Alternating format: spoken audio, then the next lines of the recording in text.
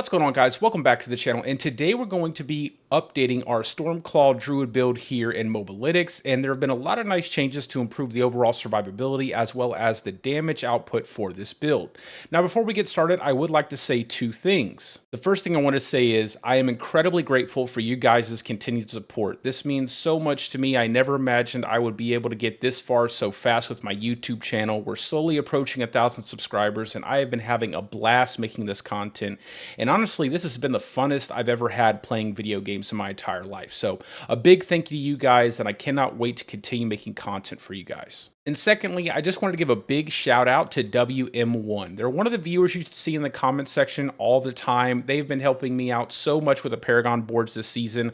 Big inspiration for a lot of the changes I've made to the Paragon board. And we've been throwing ideas at each other in Discord back and forth on different ideas for builds for the Stormclaw Druid. And honestly, I probably would not have gotten this build as good as it is without their help. So again, big shout out to WM1. If you see him in the comments section, go ahead and give him a big thumbs up.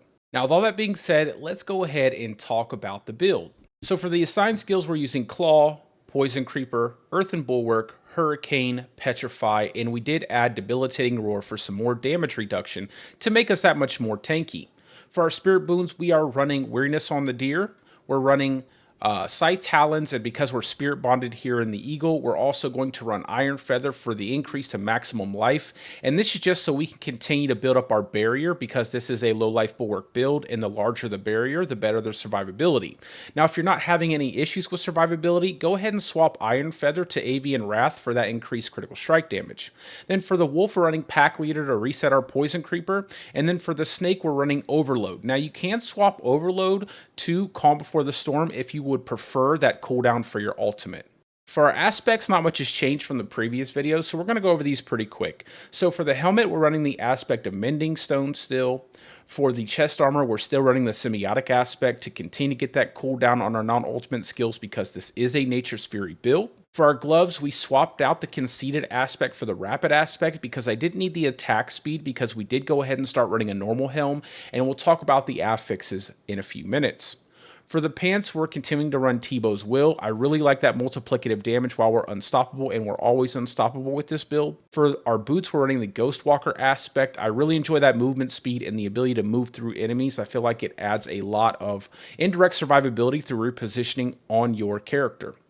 And then for our weapon, we obviously have to run the Great Staff of the Crone, as this is a Stormclaw build. Then, as I said, on the amulet, we went ahead and swapped it to the Conceited aspect so we get more multiplicative damage while we have a barrier. And then the rings are exactly the same. We're running the Overcharged aspect and the Runeworker's Conduit aspect, as these two aspects are the backbone of our build and deal a ton of damage just on their own. Now for the affixes on the gear, we did start running a normal helmet, and this is why I was able to swap Rapid to the gloves and not feel an attack speed loss. So we're running basic skill attack speed on the helmet, total armor, barrier generation, and when you hear me say barrier generation, all that means is more barrier, and then lucky hit chance while you have a barrier. For the chest piece, we're running total armor, ranks of Earthen Bulwark, damage reduction from enemies that are poisoned, and damage reduction while fortified. And of course, you can also have damage reduction from close enemies if you get lucky to get that affix on your gear instead of one of the other two damage reduction affixes. For the gloves, we're running crit strike chance, lucky hit chance, attack speed, and willpower. And you can flex the attack speed slot on the gloves if you'd like to, but I personally like attack speed. For the pants, we're running Tebow's Will. However, if you do not have that unique yet, you can run a pair of pants with total armor, damage reduction while fortified, damage reduction from enemies that are poisoned, and damage reduction or damage reduction from close enemies if you have that FX instead. For the boots, we're running total armor while in werewolf form, movement speed, damage reduction while injured because this is a low life bulwark build, and shrine buff duration because shrines are so powerful inside of AoZ. However, if you would prefer a little more tankiness, you can swap shrine buff duration for dodge chance. For our amulet, we're running total armor while in werewolf form, movement speed, damage reduction while injured, and ranks of the Envenom passive. If you need more tankiness, you can go ahead and run plus defensive skill ranks. Now for our rings, we're going to be running crit strike chance, lucky hit chance, damage to close enemies, and barrier generation on both rings.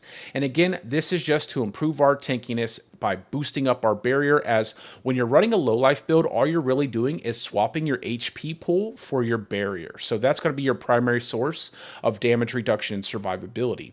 Now, I will go ahead and say one thing about barrier generation. Your barrier amount is capped by your HP pool. So the only way to continue to increase your barrier is to increase your overall health pool. Now, for the gems, we're running sapphires on the weapon. You can also run emeralds if you would prefer.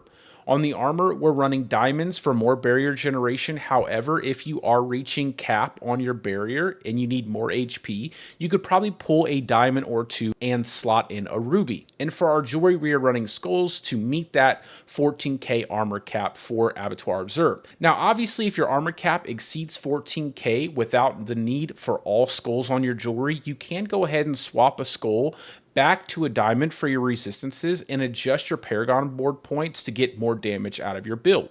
Now for our Vampiric powers, there really hasn't been any change here. We're running Domination, Resilience, Ravenous, Moonrise, and Metamorphosis.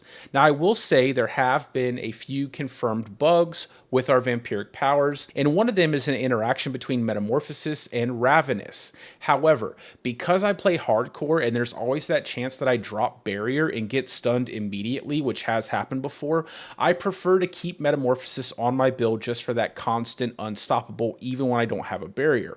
Now, if you are playing a normal mode character or a softcore character, you can go ahead and swap out Metamorphosis. And two nice Vampiric powers that would be really great on this build would be Sanguine Brace or Hectic. Now for the skill tree, again, not much has changed here. We are still going 5 point Storm Strike into Fierce Storm Strike and 5 points Claw into Wild Claw. We're moving down and we are picking up 3 points Predatory Instinct, and I did go ahead and take the points out of Digigrade Gate here. Then we're going 5 points Earthen Bulwark into Preserving Earthen Bulwark for that guaranteed Fortify.